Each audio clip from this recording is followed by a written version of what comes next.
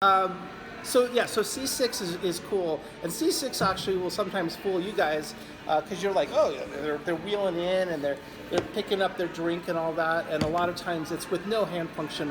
It is with no hand function whatsoever, right? And they can grab their wheelchair rims. But in terms of functionally, like with some of our equipment, it doesn't help all that much. I mean, it's not going to help them to grip onto riggers. It doesn't do much for me at all. So for me, C5 and C6 are really the same choices for equipment, right? C5 and C6 are my favorite folks for the snow cart. They're going to be often ripping snow carters, and if they're C6, you're pretty guaranteed that their C5 is uber strong. So they're the really strong snow carters also. So when I transition from C6 to C7, what's C7? What's the guess? Just guess, just for fun, so I'm not just talking to myself. Nope. Triceps. Triceps. This is, my humble opinion, the key muscle group to determine equipment selection. So tricep, you gotta test triceps, right? Same thing, so mid position, but you're on this side and they're pushing out against you, right? And be careful too. If you don't do this right, people can fool you with triceps. So if you have no triceps and you pull your arm up like this and then just drop it a little bit, the arm will flop out. And people are so good at faking triceps. And it's not faking. To get their arm out in space, drop their arm, it flops out, and now they can use their tenodesis grip to grab something out there. But they've gotten so good at it, it fools my residents all the time that they have active triceps. You have to grab it, you have to hold them still, don't let them use gravity, and try to push out against you, and you'll find out if they have triceps. And I don't think I've mentioned the grading scale that we use for the muscles also, just so that you know, maybe you know already, but we use a 0 through 5 scale. You guys may be familiar. So 0 is 0, 5 is 5, but 5 is weird too, because if I could normally curl 200 pounds and I lose half my strength and now I can only curl 100, it'll still look like a 5, a solid. So people can be weak and have a 5. 2 is being able to use a muscle with gravity eliminated through its full range of motion. And a 3 is anti-gravity, full range of motion, and a 4 is in between that and normal strength. So 4 is kind of a huge, range for sure, But for triceps, if you don't have at least anti-gravity or greater triceps, so the riggers are not going to be helpful. So a biski with riggers with weak triceps is something you can try, and if you're tethered and wanting to do some kind of hybrid lesson, it's fine. But in terms of being an independent bi-skier without riggers and not having strong triceps, I don't advise it. I guess you could try it, but it's just, everything's going to collapse here. The mountain's going to keep pushing their arm back. It's just not really going to work. So I love to test triceps. I think it's super important. So the thing about a lot of the equipment, like the Tetra ski, obviously, and the snow cart, and even once you have C7 or triceps but no hands, is it doesn't matter. The hands don't matter that much because we can just tape those hands down, Velcro the hands down. I don't really worry about the hands in terms of how they're going to affect that equipment selection. But after C7 is C8, which are fingers, and T1, finger flexion, and then after C8 is T1, which are the intrinsic muscles of the hand to be able to do that. So it doesn't really help me to choose all that much, but and then you start to get into the thoracic area, right? So T1 all the way down through T6. This is all kind of the muscles of the chest, basically. These are people that do have compromised breathing. They can't use the intercostal muscles often and kind of expand their chest. So these are folks that often have cough assist machines and things that we can do to help kind of get anything that's stuck in there up. It doesn't impact our skiing all that much, basically. So other than just start to have to stabilize up a little bit higher. So when do the abdominal muscles start to come into play? What level?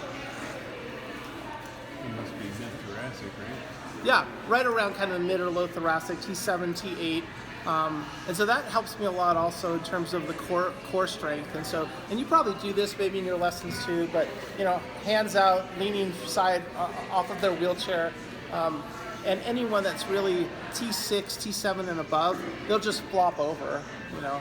And so if you don't do that normally when you're choosing equipment, even biski versus monoski and a high back versus something else, I really think it's super important. It'll totally change your day in terms of the kind of stability that you need for these guys, right? So, does that all make sense? I don't think we need to get that much deeper. It's those core C5, C6, C7, I really think you have to know it and you should test for it. And really understanding where in the thoracic area they're injured. And you may, and when they're Asia C or Asia D, you might have to do a little bit more testing to really see how incomplete they are. And remember, a C4 Asia Impairment Scale D, you know, is going to be better than a T4A, you know, potentially. So it's kind of...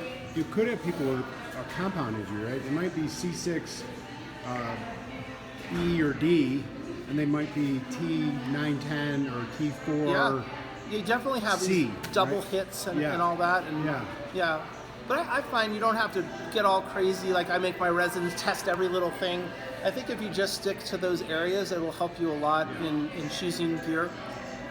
If somebody said they had, we might naturally worry about the highest. Yes. But that might be that they're actually, they'll say, oh, they're fine, but then they don't have trunk stability because they have a worse injury lower. Yeah. And I think people, oh my God, it's amazing. We got a C4 skiing stand up.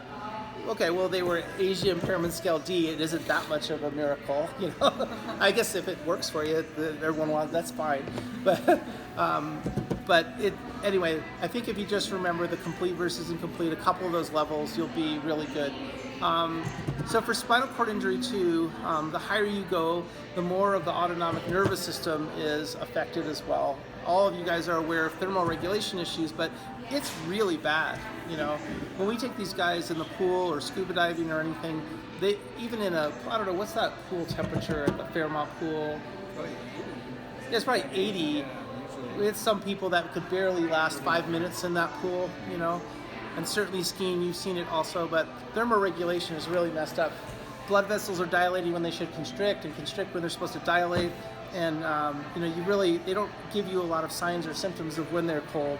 But you just really have to be cognizant of their communication with you, and as it starts to slow down, you know, and they're just not talking as much, and just making some assumptions about at least how you feel out there, and giving it a break. Some of our higher levels, we've had, like Brian, you know, 2 or 3 runs on a cold day, and we're definitely going in. If he heats up a little bit, we'll be able to go back out again. Remember that a lot of these guys are not generating the heat. You know, they're not having these muscles that are generating heat. So an external source of heat is awesome. We played around a little bit with the heated gloves. We've even had like a heated scarf type of thing, and heated hand warmers we've put in some key places that have been super helpful. And now that they have these very inexpensive heated vests and other gear, I really, especially you East Coast guys, it's got to be so cold out there. You know, yeah.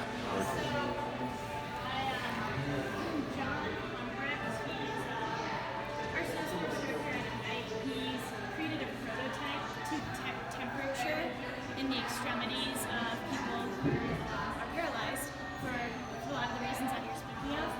And if folks are interested, I can read the description of the device and the technology that he's creating to prevent these sorts of issues and catch it before it becomes a problem.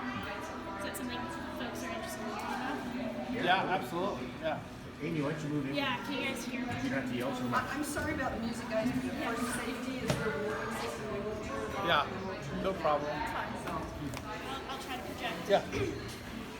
So his device is called Warm Enough, and it's a device that monitors human extremity temperature and provides information advice to the wearer. If the temperature of an extremity, usually a hand or foot, falls outside a preset range, a warning is issued. This allows people with no feeling in their extremities to enjoy various sports without the risk of frostbite. Those with amputations are also susceptible to temperature issues. In addition to frostbite, there are a myriad of other conditions that can be caused by excessive exposure to extremities, to wide fluctuations of temperature. And also excessive warmth in extremities can also be an indicator of more serious health issues. And the Warm Enough app will will track that as well. The Warm Enough system consists of two components, the sensor and the base unit. The sensor consists of a power source and temperature sensor attached to a wire. The power source contains Bluetooth communications, battery, and the necessary electronics to communicate information to the base unit. The temperature sensor is attached to the end of the extremity being measured. Multiple sensors are part of the Warm Enough package, yada yada. So basically you have an app on your phone that you can see what the sensor is indicating, and you'll receive a warning if there's any danger to your participant's extremities, so anything outside of their range or normality. And I can pass this around, but there are a few photos of what the app looks like and what the device looks like. But this is right now in the prototype phase, and hopefully it's something that we can add to our kits to prevent autonomic dysreflexia and other life-threatening reactions to cold. Yeah, that's cool. I'd like to check that out. I think we have not seen, unless you can remember, a good case of frostbite. I mean, I'm sure all of us are really cautious in general, but sometimes that's going to happen later also, and you might not know, just like pressure wounds. But I don't know, we just make sure people are definitely well dressed. There's folks that, say, I can't feel my legs, so I got jeans and some sneakers. That doesn't work for us. We try to really make sure that obviously they have the right gear. But I think some of these inexpensive vests and gloves and things like that, they're fairly cheap right now. It's worth considering. You also, though, need to consider that some of this heat applied by these heat elements over time in areas that are insensate are also dangerous. So there's been a number of cases of just even the car heaters. We've had some nasty burns from folks also. So it's definitely something that you would want to put on first. I don't recommend any of the high settings on any of these two, because if you see, these things get hot, crazy hot. So I think some of the lower settings on them, but people have been really happy, with the gloves for sure. So thermoregulation is an issue. Get people warm. Someone asked me before. Have you ever done an all-day lesson really? With our higher injury levels. Not maybe occasionally, but we generally don't plan for someone to be out there all day. It's generally 2.5 hours. So the other issues I think a lot about are blood pressure. So a lot of these guys are dealing with both the high and the low. So hypotension, and often is at the stage where they're coming to see you and they're hopefully medically stable. Some of the low blood pressure stuff is almost always related to fluid status, hydration.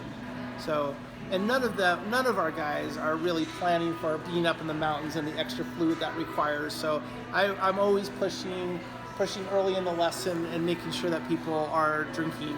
That's the biggest determinant in blood pressure for sure. And on the other side, we were mentioning dysreflexia. So we use the term AD, Autonomic Dysreflexia. A lot of you, I bet, are familiar with it. Do you know what it is? You nodded. Just nodding off. Sudden increase in blood pressure. I have a little card in my jacket. Yeah. No, that's good. But I don't remember what it's associated with. So this is another part of the messed up autonomic nervous system. So at T6, the level of T6 and above, are the folks that are, what's that? Those are the folks that are susceptible to this. So we have some sympathetic nerves that are below T6 that are the ones that are responsible for the constriction and dilation of blood vessels. So above T6, you lose that ability to regulate that part of your nervous system. And so at odd times, those sympathetic signals get sent to all of these blood vessels in your lower extremities and crank down on those blood vessels and create this high blood pressure. So that's what's happening. Usually it's a noxious stimuli of some kind. And in our case, it often can be a tight strap. It could be tight clothing. It could be their indwelling catheter that's full. It can be just a kink catheter itself. Any of those things, and those are the most common things I see for skiing. And it's the one thing in spinal cord injury that's acute and life-threatening. So, blood pressure can go above 200 systolic, And it's a little scary, but it's also usually resolved in seconds, if not a little bit longer, when you identify the source. People don't always know that they're having it, that's the problem. But one thing that happens that you'll notice is because everything from here down is clamped down and constricted, and you have this really high blood pressure, your body compensates by everything that you do control from here up. And so everything dilates up here. And that's when people have, they look flushed, they look sunburnt, because all these blood vessels are dilated. That's the definition of a headache, a migraine headache. So they have a headache, they're complaining of a headache, they might complain of their blurry vision, and they just generally feel crummy. So if it's not obvious why, and they're at T6 injury level and above, you might want to be considering dysreflexia. And the easy thing to do is, since they didn't have it before and they have it now, it's probably something we did, So just loosen up some straps, kind of reposition people a little bit. 9 times out of 10, that's it. Check the Foley bag. You may or may not always ask about it. I always try to ask, sort of bladder-wise, did you already empty your bladder? Do you have a system in place? And I definitely cranked down on a bag before and been, oh, okay, that's the bag. It's really, you got to find where that bag is and how everything is wired down there too. So also the urine does freeze. So if it's and the tubing, the urine in the tubing freezes and causes a blockage also. So a lot of times you'll be there and you'll see someone running a tube out and they've got the leg bag on the outside. You have to protect all that also, because you'll get a freeze in the tubing and then you'll block off and then have that dysreflexia issue potentially too. So again, it's they're not going to have new dysreflexia typically that's from something major. It's always going to be something like what we're talking about. And if it doesn't seem to resolve with all the basic stuff that you've done, you want to do a good position change by getting them maybe all the way out of the chair. Because it's a high blood pressure, leaning back is actually not the right thing to do. You want to actually be more upright, as opposed to low blood pressure, where leaning back is really helpful. And sometimes when you're out there, you have no idea what it is. But potentially if you're with patrol, or if there's some way that you're getting a blood pressure, that's helpful to know that in dysreflexia or high blood pressure, you want to be upright. And in the low blood pressure, go ahead and sit back. It's more often that these guys are low than high. And so, like I said, if people are feeling a little bit dizzy or lightheaded, the dizziness and lightheadedness is usually low, not high. The high is usually kind of headache and just feeling crummy. So, as mentioned in any of your equipment or in our equipment, we definitely will take the skis off and just lean them back, and that's often been enough to kind of get things regulated again. So that's all you need. I think you need to know about dysreflexia, but it is real. Every year, I do see 1 or 2 people that stroke out. Maybe a minor stroke, but it happens all the time.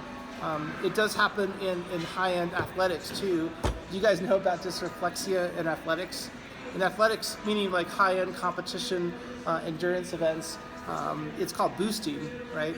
So boosting is when you actually cause dysreflexia on purpose to increase your norepinephrine and epinephrine circulation in your body to be able to increase your heart rate, hence increase your performance. So, because if you're a high injury level and you've lost the sympathetic nerves to the heart, you cannot make the heart go faster than about 110 beats per minute. If you boost and cause dysreflexia and have all this circulating norepinephrine, you can get up to the 130s and 140s, and you can get up to a 10% improvement in your race time in road races, etc. Not 1%, but 10%. So people are highly motivated to boost. They've tried to do lots of things in the Paralympics, like look at your blood pressure before you race and things like that. But it's variable. Like some people will pinch their skin with like a clothespin, or some people will let their bladder fill up and purposely not empty it. These are all things that people do on purpose. And it really does work, so it's unfortunate that it does work, but it happens. So I don't think anyone's going to be boosting for performance in skiing, but just some trivia, I guess. So you get concerned. You're out on the hill and that's what's happening. You have you wait a minute or 2 before to see if it resolves, or how soon should we call for ski patrol when you went up? Yeah. Well, I did mention that a lot of people don't know they're having it, but many do. So a lot of people use the early signs of dysreflexia, like feeling flushed and a little headachy, to know that something's wrong. So I find that quite a few people will tell you, But yeah, I think it's really about, I do think, I just can't remember a case where we didn't figure it out very quickly. So I just don't think this is a real issue. But it is helpful to know. The patrol won't know or understand more than you about the situation. But the first thing to identify if you're in the ski patrol shack is that blood pressure. Are they high or low? To totally different treatments, for those things. So I think we had talked a little bit about skin before too. The skin is a scary thing. That's the one thing that we have not gotten on top of, right? So every other patient with spinal cord injury has skin breakdown. Once you have it on a sitting surface, like your ischial tuberosities, or even at the coccyx level, you're hosed. You really can't sit on an open wound until it heals, and it takes them months to heal, even a small one. So it behooves us to all try to prevent that, obviously. But I always say that in our programs, I just don't think we have any idea if we caused a wound or not, because they're happening later, and they may not attribute it to you either, because 2 weeks later their skin opened up, and, oh, did I have a bad transfer? They're not going to know, So we just have to do our best on the front end to have all the right gear and treat people the right way.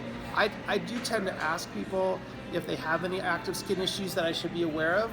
I like to ask people, what is your normal position change regimen?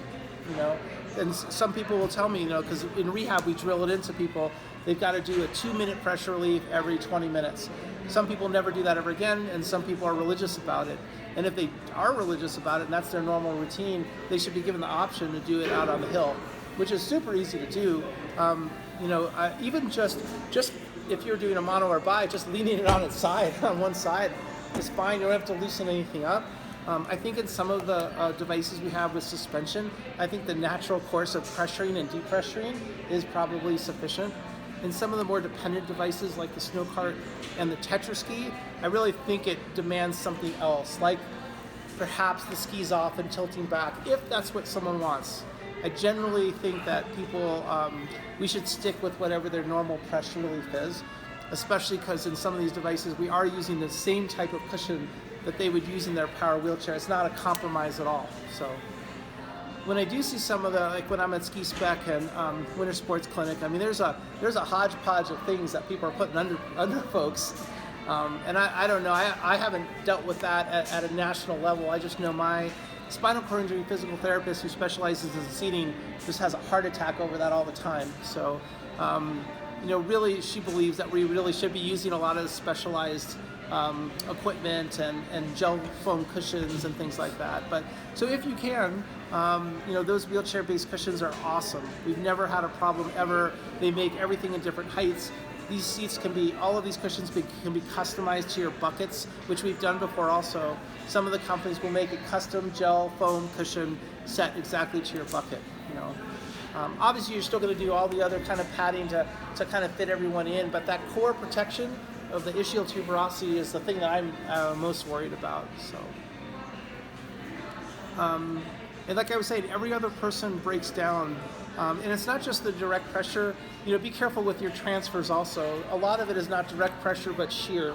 So, as you're bringing someone and dragging them across the top of their tire on their wheelchair, that's where we get a lot of the wounds as well. So, a lot of clearance over, down. Those things are very helpful. So. Well, people that have, I don't know the medical term, but they'll have a spasm, right? And I know from working with them, if I raise their elbow, then that spasm will eventually just raise it and hold it until the spasm stops, and then very slowly move it back down. Yeah. So that's something. I don't know. And where else does it occur? Yeah. Right. Well, what are spasms? What are they? Contractions of the muscle, but misfiring nerve. Yeah. Why are they? Yeah. So the way I think about it is, the doc hits your knee, you got that normal reflex, right? But if you actually were to look at your knee, look at your doctor, and time it all, you could stop that reflex from happening, right? So that's a power that we have. When you lose that ability because of a spinal cord injury, then the reflex is really just happening over and over again. So your body senses a tendon is stretched and it's moving one way and it wants to move the other way to correct. Like if someone were to be behind me and push me, 1,000 things would happen reflexively to keep me upright that don't involve the brain at all. But without the ability to kind of inhibit these things from happening, they just sort of reinforce themselves. And that's really what spasticity is. So that's why that works for you, because someone will move and stretch a tendon and it wants to move the other way, and because it moved the other way, it wants to move the other way, and now you're in kind of this. Right. Right? Yep. So if you can hold it, sometimes everyone has something, and bring it into a different position or slowly kind of move it and stop that cycle of rapid tendon kind of extension, that helps a lot. But what happens with skiing is there's so many of these movements in skiing while you're skiing that it sets off the spasticity and tone all the time. And that's why I find, like with the snow cart or tetra ski, like it's really critical to get that positioning right, and to get people velcroed, and to get people's hands in the right position, and to use one of those special joysticks so their hand isn't flopping out. Otherwise, it's kind of a miserable experience. They can use the power wheelchair joystick, and then they get an R device, and they just can't stay on it. A lot of times because of those spasms. Yeah. Spasms are good too. They're not always, everyone thinks of them as a bad thing, but what's good about someone with a lot of spasms? We have muscle function. Yeah, it's constricting muscle. Like the muscles are working. These folks tend to have bigger, more lean body mass, more surface area, less pressure sores, an increased catabolic rate. So they, a lot of times there's a big issue with weight gain after spinal cord injury. It's burning calories also. So, and a lot of people use it functionally. And you may see this also. You'll have someone that doesn't have functional lower extremity, but they'll kind of hit their legs a little bit, and they'll get them all straight, and then they'll use that to actually support their weight. And so a lot of people really enjoy having the spasticity quite a bit. So I don't think of it as a negative thing. We don't try to over-treat it. You'll find a lot of people, though, are on spasm medications. And I think in my talk I may have mentioned, too, this Baclofen Pump. Did I mention that? I forgot. The pump is about the size of a hockey puck, and it's usually in the right lower quadrant of the abdomen. And it's not in the abdomen with all the abdominal contents. It's just underneath the skin and above the muscles. It's like it's a kangaroo pouch. You make a little pocket, just slip it in, and then you run the tubing around the back to the spinal cord. And it's been the greatest thing that we've ever had, I think, in rehab medicine for spinal cord injury and MS, and some of our CP kids also. We have hundreds of these pumps. So just so you know, since we're here, we can't ski yet, the Baclofen is a great medicine. So remember I said that in spasticity, those nerves that go from the brain down to the spinal cord to mellow out the spasms are not activated, right? Those nerves release a neurotransmitter called GABA, and Baclofen is an agonist of GABA. So actually Baclofen is sort of replacing your natural ability to kind of subdue these spasms. Problem with it by mouth is that it doesn't cross the blood-brain barrier very well, so you need a ton of it by mouth for a small amount of it to go where it needs to go, which is the spinal cord. So that's where the pump comes in. The pump delivers it right to the spinal cord, and microscopic amounts of it will just completely take away people's spasms. So it's a wonderful thing. For you guys, it's just really helpful to know that it is right here, or it can be right here, and it's often where straps are. So. And it's superficial. I think people think of it as deep down, but it's right there. And so the tubing is right there, and everything is right there. And so you can constrict the flow of the tubing. Just have to be aware of that. And the tubing is under the skin. Yeah. Also. Yep. Yeah. Yeah. It's not so delicate that you have to really, white gloves and everything with everyone, but it's just really helpful to know. And transfer, like you said, if you rubbed across that, transferring somebody, that is so close to the skin. Yeah, I'm not that worried about the rubbing. I'm a little bit more worried about the strapping. Strapping down. Yeah. Yeah. Jeff, would you pad either side of the tubing? No. And strap, or just be? No, just be cognizant and not over tighten. Yep. Does that work like a benzodiazepine? Yeah, so benzos, both alcohol, Valium, other benzos, they all work the same way. They're all GABA agonists. Alcohol was the original GABA agonist, but there's other issues, I guess. So Valium, a lot of people use Valium effectively for spasms in addition to Baclofen, and there's some other oral meds, but the pump works universally amazingly well. Huh. So, yeah. What else? trying to think. Did we talk about like anything with the I suppose like the cardiovascular? Can there be a trigger of like a feeling of like palpitations, or is there any kind of issues related where they might feel like we do when we come up here, we feel like we're having a heart attack, right? But Yeah, no, I think the big cardiac issues are the autonomic dysreflexia on the high end and the hypotension and dehydration. yeah. I mean, it is a good point. The other issue is breathing. And so just like the sympathetic nerves are responsible for making the heart beat more, for dilating blood vessels, it also opens up the airway. And so, having chronic constriction of the airway is a state where most of our patients are in. So when they get up to altitude and when they get excited and they have an increased respiratory demand, sometimes that's an issue. Sometimes that results in the subjective feeling of shortness of breath. So they get the altitude stuff, but again, we would normally compensate by dilating our airways, and they can't. And when I say they can't, I'm talking about people T1 and above. So if you're innervated from here, these are the nerves between this area that innervate the lungs, T1 through T6. Okay, so someone who's below T6 not going to be a problem. Someone who's mid-thoracic or higher is going to have that issue with their lungs. Are they And so like beta 2 agonists? Some of them are, mostly are kind of intermittently to help deal with secretions. So that's like albuterol, these inhalers and things he's talking about. But I do think people get more than the standard kind of mountain sickness. They really are struggling to breathe because they can't compensate. I take folks out on ventilators on the lake, but I've been hesitant to do it skiing. And I don't know, maybe you guys have. But at altitude where we are, I just haven't been that gung-ho about it because managing the ventilator on the chairlift, if there's a problem and complication, Frozen ventilator before. Yeah, so yeah. You have to be very picky about the weather and days. I'd like to do that someday, but I am nervous about it. So, and I'm mostly nervous for altitude. I'm actually asking for this next year for some of our folks that might go up that are higher entry levels to actually go up to altitude. For us at Snowbird, maybe go up the tram to 11,000 feet and then just see how it goes without doing anything and see what their needs are. So, some of these guys do have oxygen requirements just at a couple extra thousand feet. Some of them are so borderline in general that any additional kind of stressor for oxygen or all of that can be a big problem. So, so remember, they cannot react respiratory-wise the way that we can. Let me think. What else? Is that helpful? Yeah. What about their vision? Anything to be concerned about at altitude, or just in general? It's cold. Is the vision impacted in any way? Not really. Okay. No. I think even in that video I showed you guys of the gentleman at Deer Valley who was doing the sip and puff, head flopping all over the place.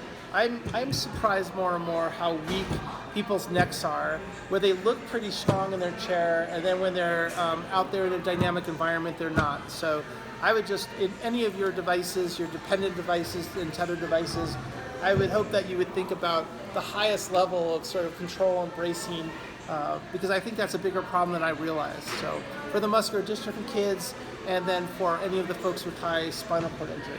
So.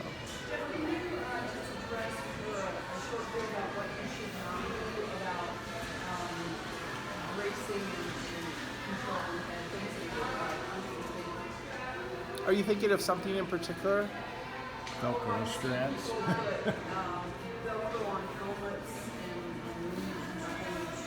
and don't put any kind of padding on the inside, And I guess we've been doing it our way, and I haven't looked around that much. So maybe you guys can tell me some of the things you're doing and whether it's working for you or you're worried about anything when you're doing your kind of higher level bracing. Are you guys actually using kind of soft cervical collars or We use like stacked airplane pillows, stacked airplane pillows? Uh-huh.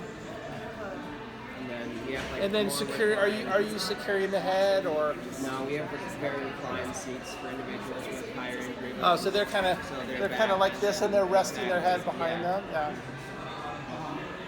But nothing really else. And like the seat that we use for our more involved students has a little more of a wraparound, so side to side isn't a huge deal either. Yeah. But the stacked seems. Do you have anything? Those pillows don't really. Well, I don't know. Do they prevent like this kind of you stuff? go one Oh, round, and backwards, one the other way. Yeah.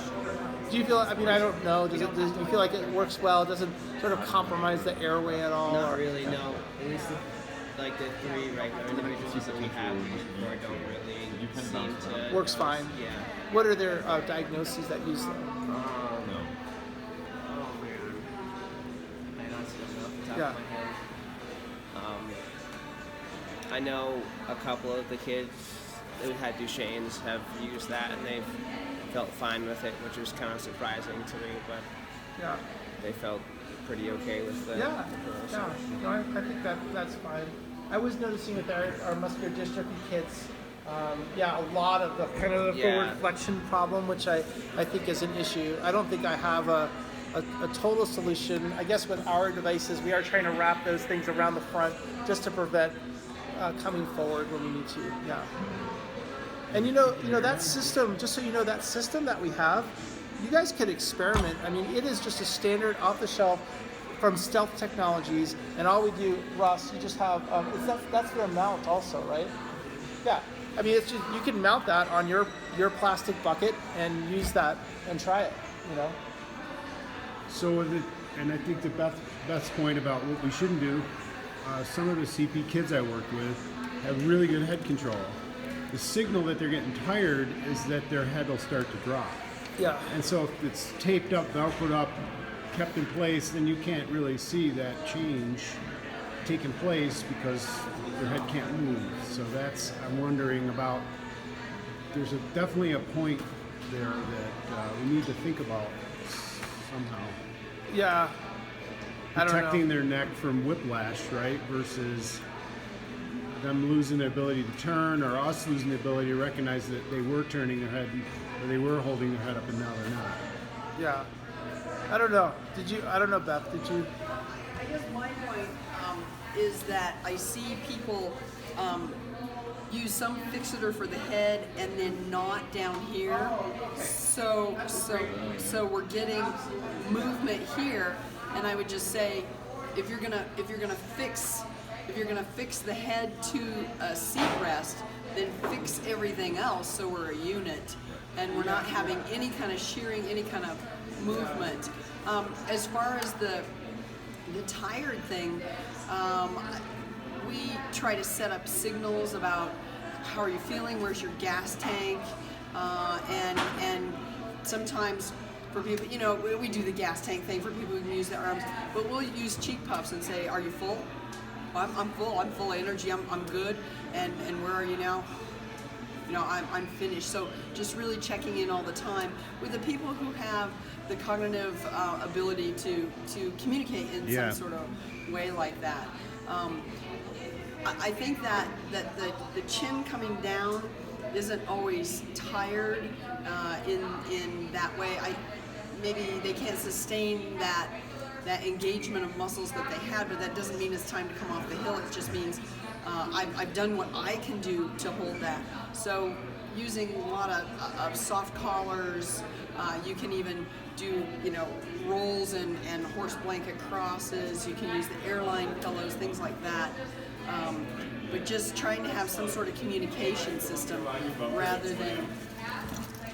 That Stealth Technologies product that we have with the shoulder rest, that actually comes with a piece that slips up under it and is under a chin, a really nice cushion for the chin.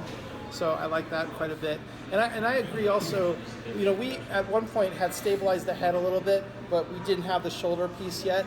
And I thought there was way too much play and we were doing extra tweaking. I hated that. And so now I just feel so much better about the system now because it's all the way up. There's no weak points, I think, to it. Other than I still think there's a lot of play in the shoulder piece that we're going to try to get rid of soon. So. Jeff, is restricting the head to the machine a safe idea or not a safe idea? Yeah, no, if you're going to take someone out that is that weak skiing, that's already not a great idea. and we're all doing it.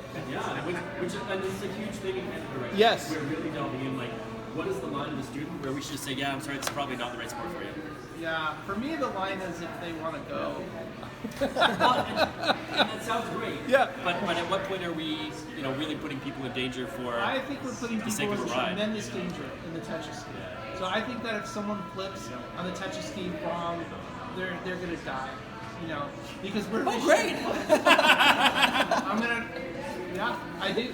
I'm worried and nervous all the time, and I think as a good we haven't really had any single flip ever because of terrain selection. I think good instructor control. Just like with your own skiing, you could never fall if you decided to ski at a certain level, and that's what I hope for the Tetra ski. That's part of what we did in our class that I think really helping people understand. It is tricky. People need to do this well, and it's definitely a risk. I think all the head stuff that we're doing is a risk. It wasn't meant for any of this dynamic type of work at all. So even these side things, if you fall, they're just going to bend and snap. They're not going to offer any protection to their head and neck. In fact, you've now secured them at this point, and this might be a little bit of a weak link also. So I'm worried about it. And because we take people in sit skis and thump them all the time. Yeah. And people fall over. Yeah. And we have people that have now no real support of their neck, and they're falling, and that head is just whacking on whatever. Yeah, I don't think that's good. I would agree. This is. Yes, we're having the same conversation. So Jeff, So what is the best case scenario that we can create? Yes, train selection speed, number one. I agree. I think that the gear that we chose is a first step. I don't think it's as strong as we want it to be, and I also think there's some additional safety things, even like instantly deployable sort of wings that sit on the armrest on the roll cage, so that as it goes over, it pops out as a safety, and it's just never going to fall over and slam. But it's not going to be awkwardly sitting out there the whole time you're skiing. And I don't know if I was mentioning or if you had heard, but we are working on like even electronic safety mechanisms too, where if it detects a fall, it will automatically do what it needs to do to prevent a rollover. So I guess I'm going more of the route of not going over and thinking that it's an inherently dangerous sport, and it can be a problem, and I just want to make sure everyone understands the risks. And of course, the instructors are the best they can be. So it's even why we're not selling the ski. So I didn't want to deal with that chance of that first generation has changed, and then they sell the ski to another program, and it doesn't include the instruction. I think we have to have that level of control over the product right now. So Jeff, you're not going to really try to put in a roll cage or some kind of protection so it can roll safely. You're trying to prevent it from rolling. Yeah, and I don't know. The aesthetics of the whole roll cage thing bothers me. Maybe I shouldn't put aesthetics over pure safety, but it should be a little bit dangerous. It's good. Yeah, I don't want someone. By the chairlift too, we've got to get it on a chairlift. So So I think a dynamic, real-time. Even people have suggested an airbag system. A total airbag deployable system, or the outriggers that come out only when it senses an angle change of a certain amount. All of those things are more of what we're thinking about doing. And we hopefully will have some development dollars, and we're going to try to push the Tetra ski more to be safer, I think. So I guess, Jeff, by extension, what you're describing the Tetra ski applies to the Tessier snowboard. Totally, completely. And I have really the most I've hurt myself. The most I've ever hurt myself skiing is in the snow cart. Yeah, I flipped that. Yeah, it was not good at all. My first reaction is to stick my arm out, and it doesn't roll over. It pivots on the ski and then slams you into your shoulder and your head. It's not pretty. It's much easier to roll than you think. But a roll cage, I could just see that turning into a ball and becomes, so, no, yeah. Around in the day of the Arroyo sit ski, there was the roll bar. We taught people how to roll. We taught instructors how to keep the tether out of the way when you're rolling and not get around somebody's neck. It's craziness. It's craziness.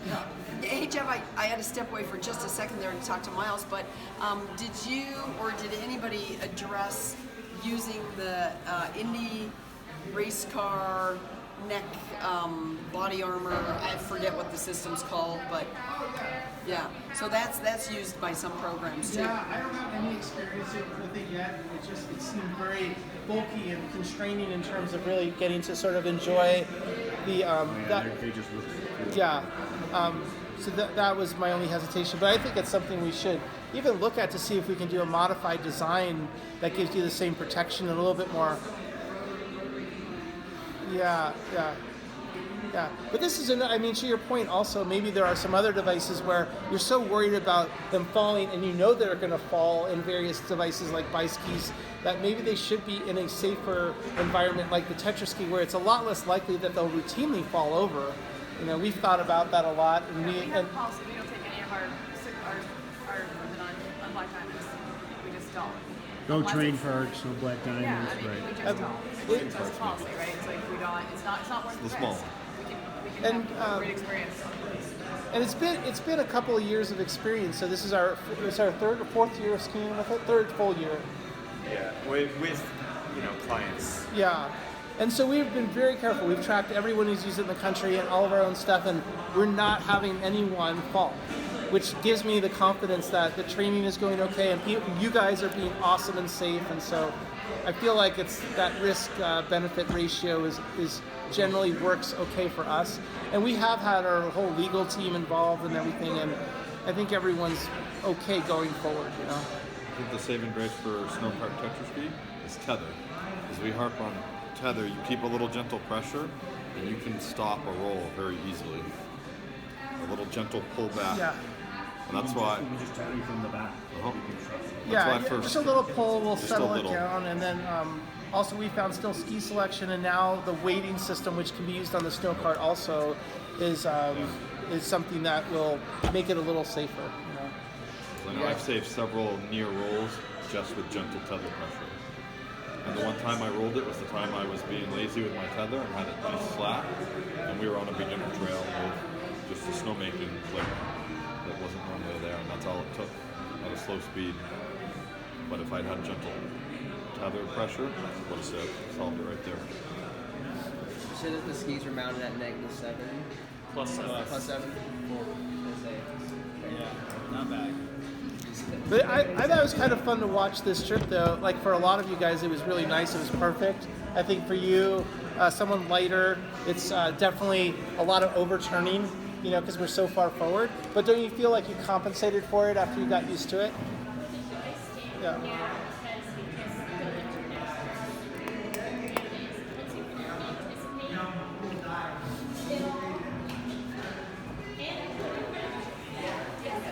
Adjusting the edge angle and the wedge angle is key.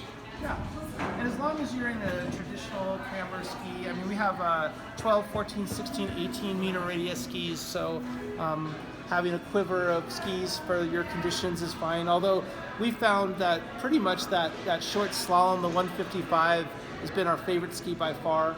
The 165 works okay, and then those Liberty skis, Keegan said he used those Liberties for every lesson almost all year because he had pretty soft conditions and they were on really modest terrain, and you get a lot of snowplow authority with that also that I think he and his clients liked a lot.